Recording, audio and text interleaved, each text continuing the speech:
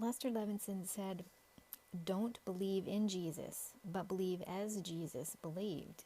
Emulate Jesus. Behave as Jesus did. Right? And really, that's the message that Jesus was teaching, and that's the example that he was being for the people who followed him. And he said, don't he didn't, I'm not sure if he said it, I wasn't there, but I believe his message was, don't believe in me, but believe as I believe. And when he said follow me, he was saying emulate me. And Lester said of Jesus, he said, the highest point of his way was the resurrection, the attaining of immortality. The crucifixion was only a step to the resurrection. Seek to attain what he attained, immortality. Realize your own immortality, and that we don't really die. The physical body, the appearance of the physical body may die. We don't die. We are eternal. Lester says, Orthodox religions are good in that they teach God and good. But he said he goes further. He tries to teach from the top. He says, God is all and God is perfect. If God is all, that certainly must include us. And I, Moo, absolutely agree.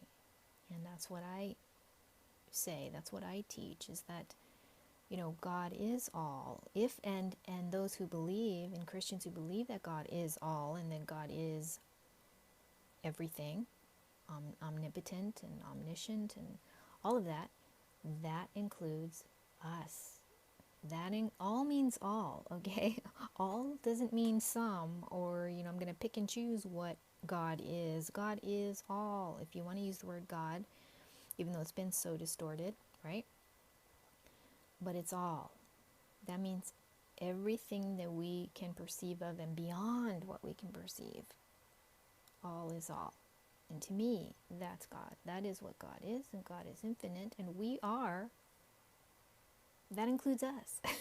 That includes us, because, how can it not? We're not excluded from the all. Everything's connected. And Lester said, he didn't like that sin was preached. He said preaching sin should never be preached, because a preacher should tell people what great infinite beings they are, made in the image of God, not that they are lowly sinners.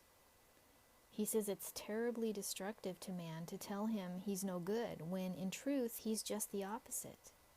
He's infinitely good in his basic nature, and this ought to be brought out.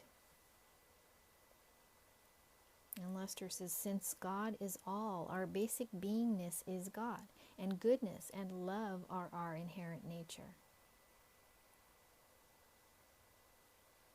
And I say, there's nothing that we need to do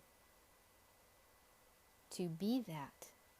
There is nothing we need to do other than be who we are, to be our inherent nature, to be who we are in any given moment, without judgment of whether it's this or that, or good or bad, or right or wrong. That's all irrelevant. That doesn't figure into it. There's nothing we need to do. We only can choose to be. And that's it. That's it, capital I, that's it.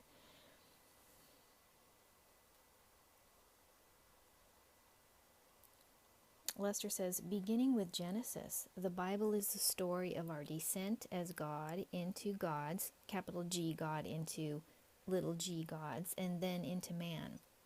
Revelation is just the reverse. It tells of the 7 states that man goes through to return to his God state, capital G.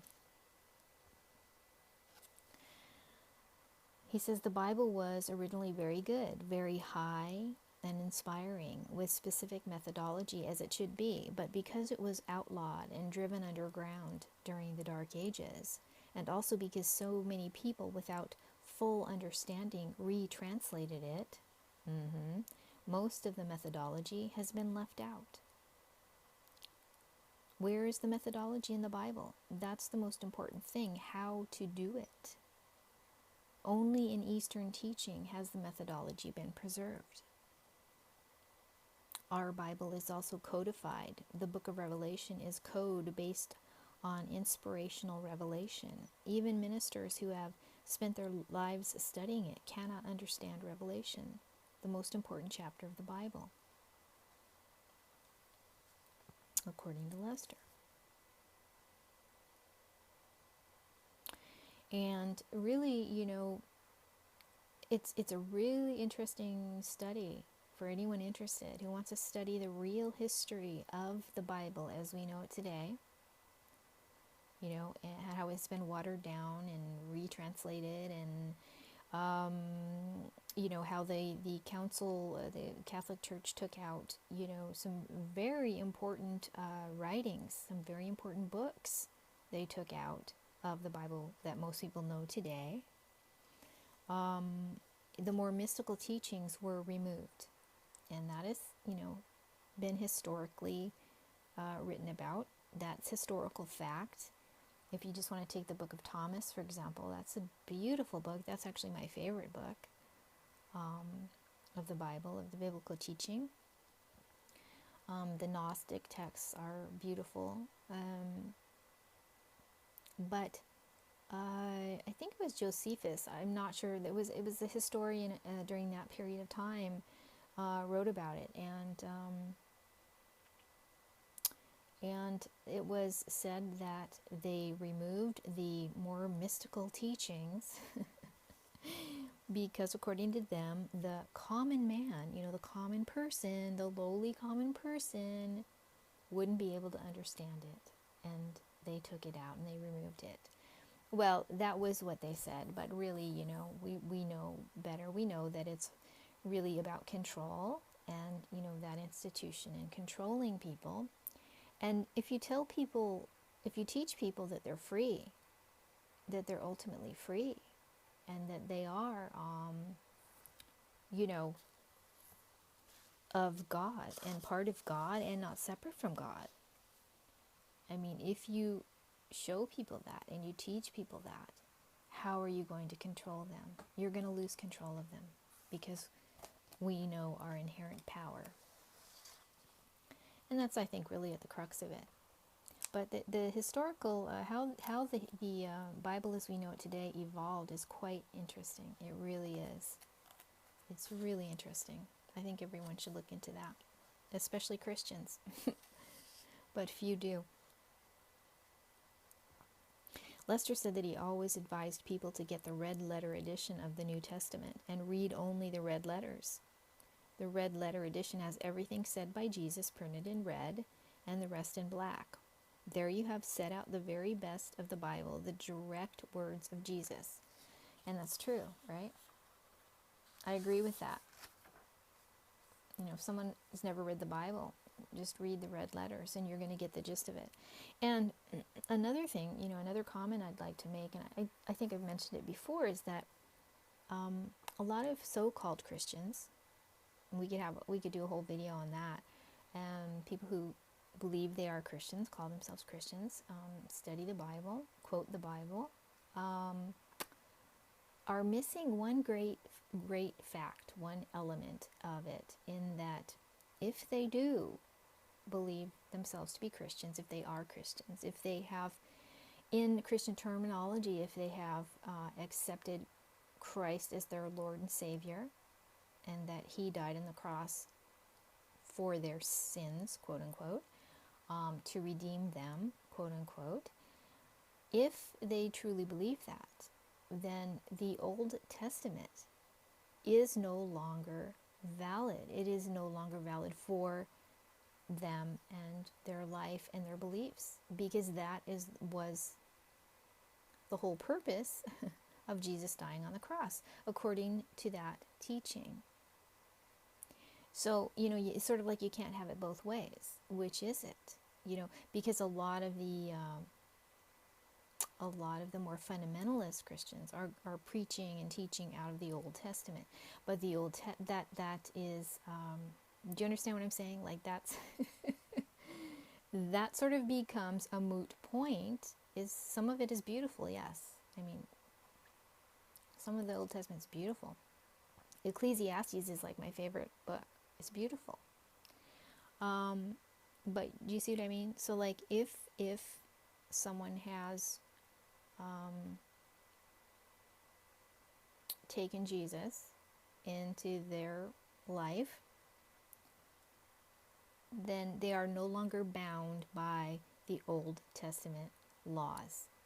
And that's, I think, the simplest way to put it.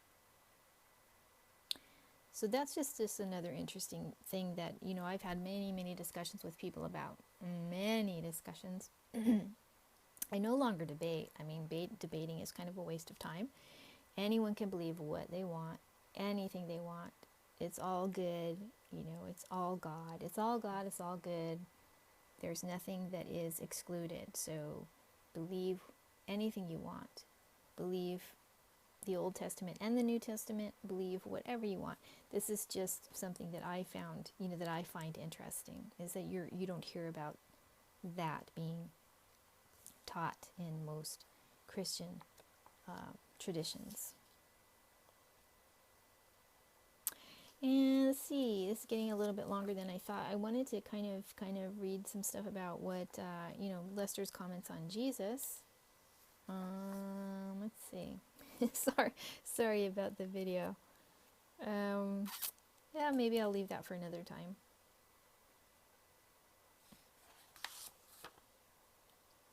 All right. Yeah. Until next time, peace and blessings.